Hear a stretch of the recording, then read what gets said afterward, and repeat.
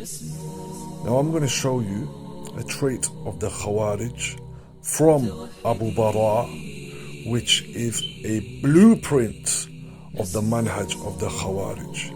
They take verses from the Quran, they make ta'wil on that verse and apply it to something which does not refer to it in a single way, a total perversion of Quranic ayah to suit their agenda and desires.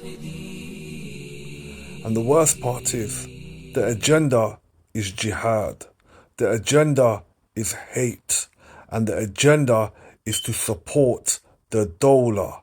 But look at the verses that he uses. Taha 70 and 71, where the magicians of Fir'aun went down into prostration to Allah, and then they were threatened by Fir'aun. Listen, it's ridiculous. How can you lot respect this guy as a person of knowledge and pay him money from your pocket? Really, for you to swallow this garbage, you have to be as thick as a cricket bat. And after seeing this, I'm pretty sure he is as thick as a cricket bat. They are so in love with the kufr and the kafir, they cannot accept it. This is why Fir'aun. So Allah Ta'ala says, فَأُلْقِيَ السَّحَرَةُ سُجَّدًا قَالُوا آمَنَّا بِرَبِّ هَارُونَ وَمُوسَى. He said, so the magicians, when they saw Musa alayhi salam defeat them, the magicians all made sujood immediately. And they said, we believe in the Lord of Harun and Musa. So Pharaoh, he said, قَالَ آمَنْتُمْ لَهُ قَبْلَ أَنْ آذَنَ لَكُمْ. Do you believe in him before I gave you permission? So people will say to you, you fight jihad before Barack Obama gave you permission? You fight against the West? How dare you? How can you do that? Aren't you giving Islam a bad name by defeating the West? When we love the West and they love us, we want the kuffar to be so happy with us. They think da'wah for them is make the kuffar happy with you. That's not called da'wah, that's called riyah.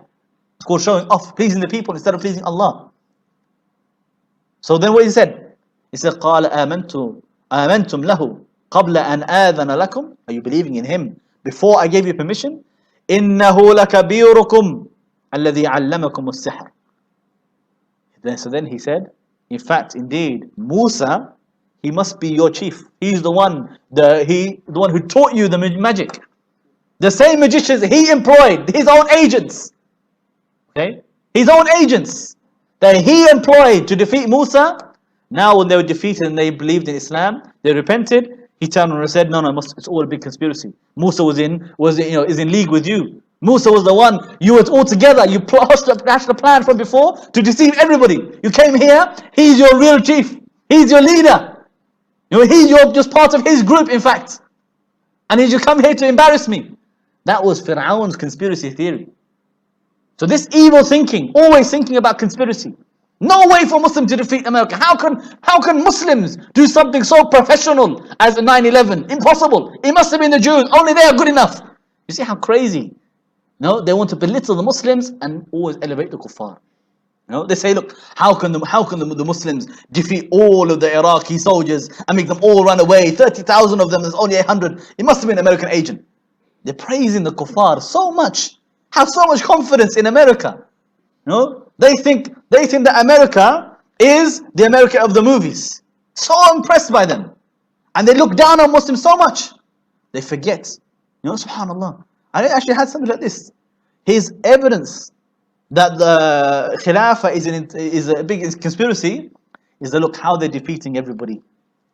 How they're defeating them in all of these battles, and they're outnumbered. They got the small numbers, and all of them have got all the air support, drone support, and all the big armies. How come they all run away? It must be a plan. Must be a trick.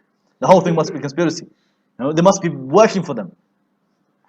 As if they never heard of a single battle in the time of Rasulullah sallallahu alaihi wasallam.